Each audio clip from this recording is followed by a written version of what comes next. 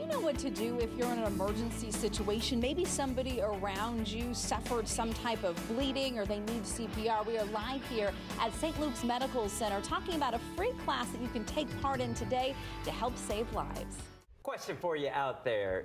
Do you know how to handle yourself in emergency situations? By that look, I hope nothing happens to me here because I'm in trouble. Yeah, I'm probably not the one to turn to, whether it is for you or someone important to you, or just a stranger even on the street. A lot of people can find themselves unprepared for that sort of situation, and you'd like to be able to step up, right? St. Luke's Medical Center wants to help you be ready. Kylie Cruz is there live this morning with a look at a free emergency training class offered to the public.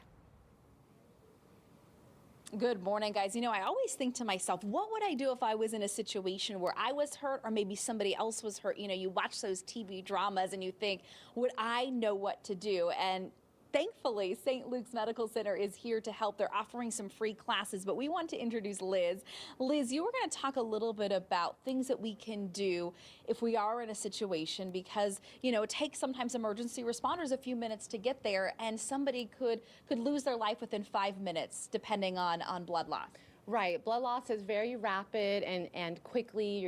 You're losing a lot of volume, and once you call 911, you're waiting for EMS to arrive, and because that occurs, there's a delay in response sometimes just because of the scene, safety, multiple victims, and other circumstances of getting to someone that you want to rescue. So as a bystander, what we teach in the class, Stop the Bleed here at St. Luke's once a month, is that first and foremost, you always have your two hands. So with our two hands, we can always apply pressure to whatever site is bleeding profusely, and we're just going to hold pressure.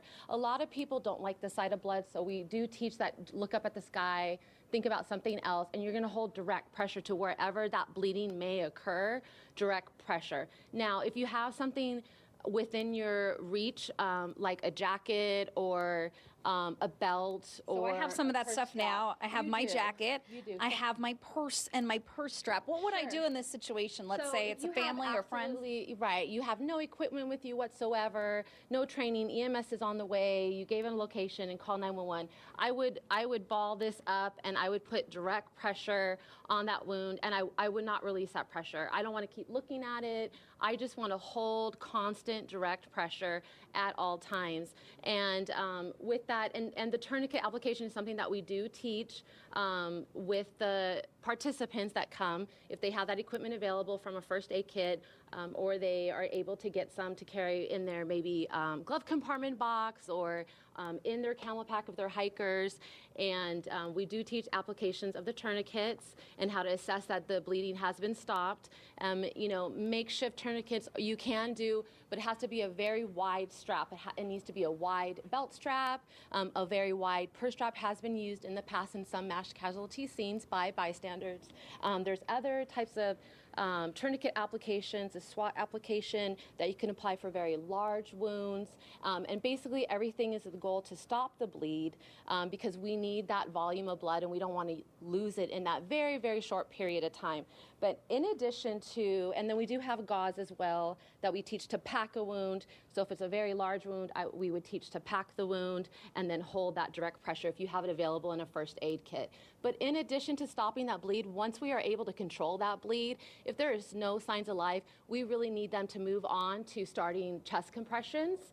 No signs of life, then we start chest compressions and we teach hands-only CPR. And that is when we would then have controlled all the bleeding and there's no signs of continuous bleeding. They're not responsive, no signs of life. So then we would move to chest compressions. Which is staying alive, right? You do it to that song. Alive. You do it to that song, you just keep compressing. You keep compressing until help gets there.